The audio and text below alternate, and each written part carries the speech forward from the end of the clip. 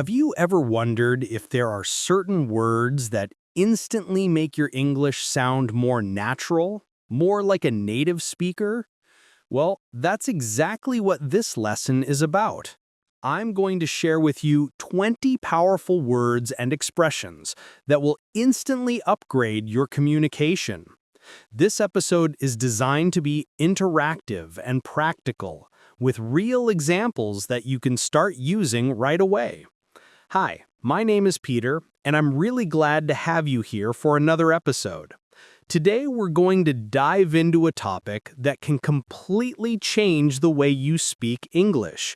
So get ready, because by the end of this session, you'll see that fluency is not about making things complicated, but about knowing and using the right words. They're powerful words that real native speakers use every day in conversations, in books, in movies, and even in those small, meaningful moments of life. So stay with me until the very end, because I'll not only share these words, but also show you how to use them in your own sentences. Before we jump into the list, let's take a moment to understand why vocabulary plays such an important role in your English journey. Did you know that the English language has over 1 million words recorded? That number sounds overwhelming, doesn't it? But here's the truth. Nobody, not even native speakers, uses all of them. What really matters is not how many words you know, but which words you know. When you focus on learning high-impact vocabulary, the kind of words and phrases that appear over and over again in real-life conversations, your fluency improves dramatically. It's like building a strong foundation.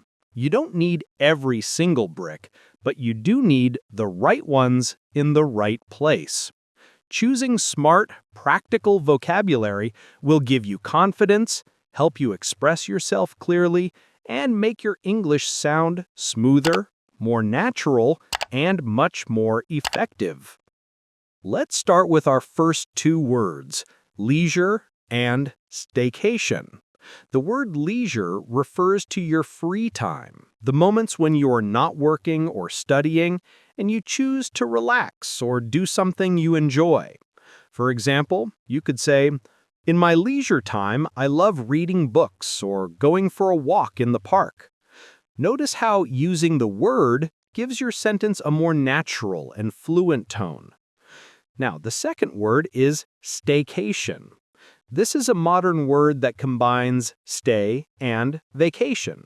Instead of traveling far away, a staycation means you spend your holiday at home or close to home, enjoying your city or just resting. For example, we couldn't travel this year, so we had a staycation and explored some local restaurants. Think about it for a moment. How could you use leisure and staycation in your own daily life? Try to imagine a sentence that describes what you enjoy doing in your leisure time or how you might spend a staycation where you live. Now let's move on to the next four words: tender, gratitude, crave, and pursuit. The word tender is often used to describe something gentle, soft, or delicate. You might say, "She gave him a tender smile," or "The meat was so tender it almost melted in my mouth." The next word is gratitude, which means thankfulness. For example, "I feel deep gratitude for my friends who always support me." Using this word adds more depth and positivity to your English. Then we have crave. To crave means to strongly want something, especially food. For example, "I'm craving some chocolate right now." Or, "She craves adventure and new experiences." And finally, pursuit. This is a beautiful word that means an activity you regularly do for pleasure, or the act of chasing a goal. For instance, he spends his weekends in the pursuit of knowledge, reading and learning new things. Or, running is her favorite pursuit. Think about how these words can appear in your daily routine. What do you crave most often? What pursuit makes you feel happy and fulfilled? Try forming your own sentences with them. That's how you make vocabulary stick. Our next group of words is bliss, wanderlust, enchantment, and serene.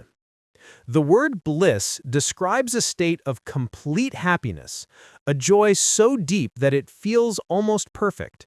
Instead of saying, "I'm very happy," you could say, "I was in pure bliss when I finally reunited with my family." Doesn't that sound richer? Then we have wanderlust, which is a strong desire to travel and explore the world. For example, after watching that travel documentary, I was filled with wanderlust. This word carries more emotion than just saying, "I want to travel." Next is enchantment. This means a feeling of magical delight or fascination. You might say, "The children listened in pure enchantment as the story was told." Finally, serene. This word means calm, peaceful, and untroubled.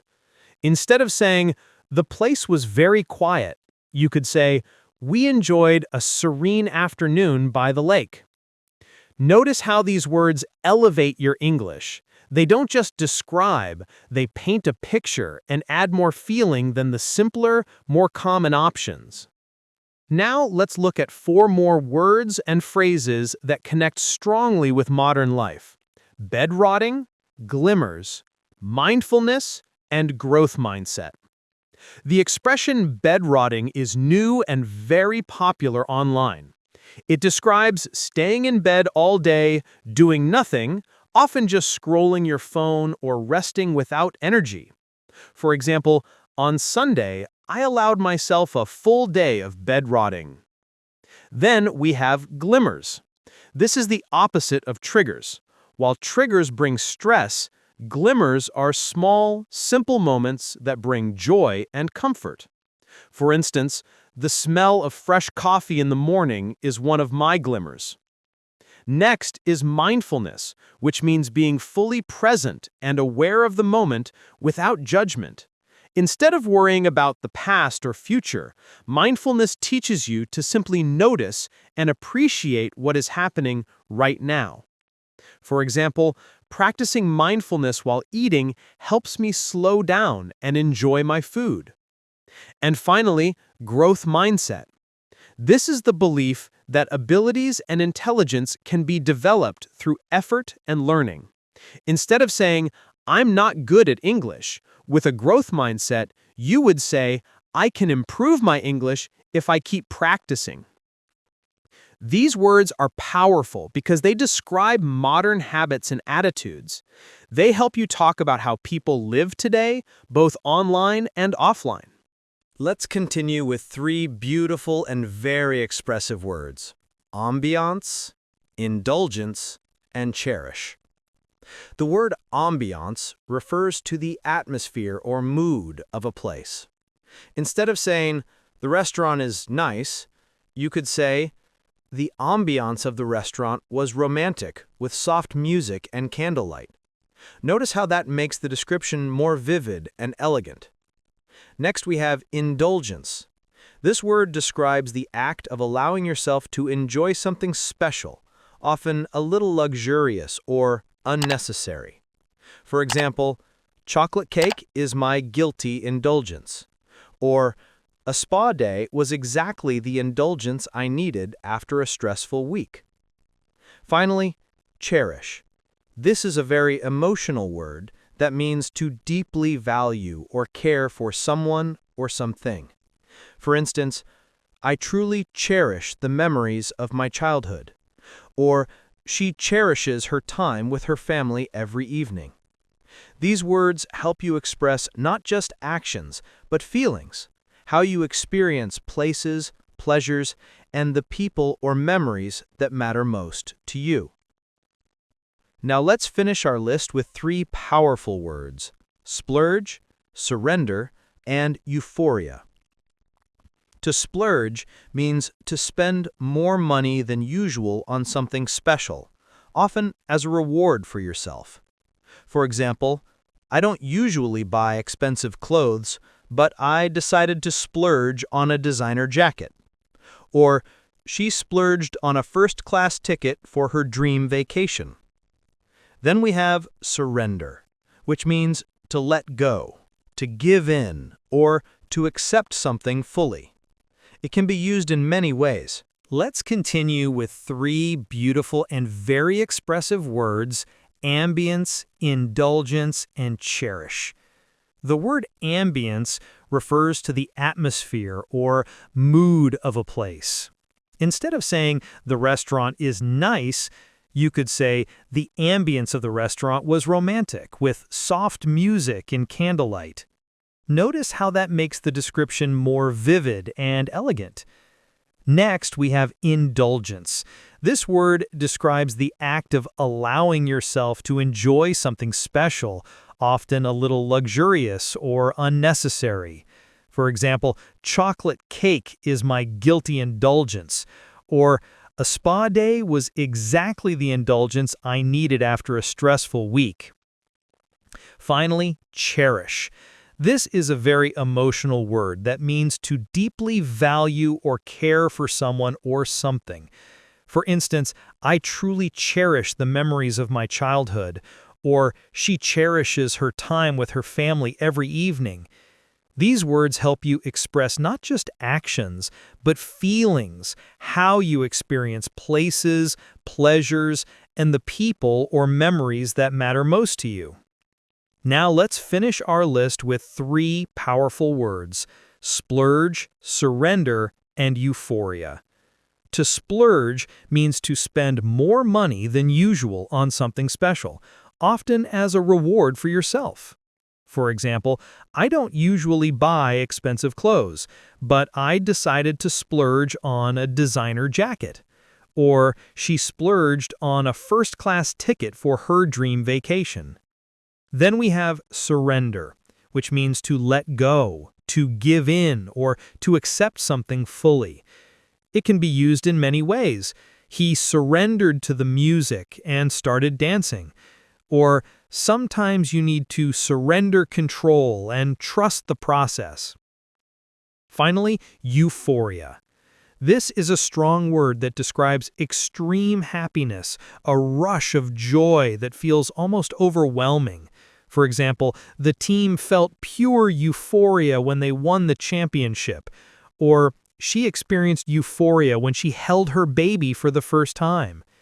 These last 3 words are perfect for talking about moments of intensity, whether it's treating yourself, letting go, or celebrating an unforgettable experience. And here we are at the end of today's episode. I hope you enjoyed discovering these 20 powerful English words. Remember, every new word you learn is not just about vocabulary, it's about confidence. When you use words like cherish, euphoria, or wanderlust, you don't just sound more fluent, you actually start to feel more natural in English. My encouragement to you is simple. Practice every single day. Even just 5 minutes of reviewing or using one of these words in a sentence will help you make progress. Language learning is like building a muscle. The more often you train it, the stronger it becomes. If you enjoyed this session, I'd love to invite you to stay connected. Join me here on English Uncovered with Peter, where we go deeper into real, practical English that will make you sound and feel more like a native speaker. Thank you so much for listening today. Keep practicing, stay curious, and never give up. This is Peter, signing off with a big smile. See you in the next episode.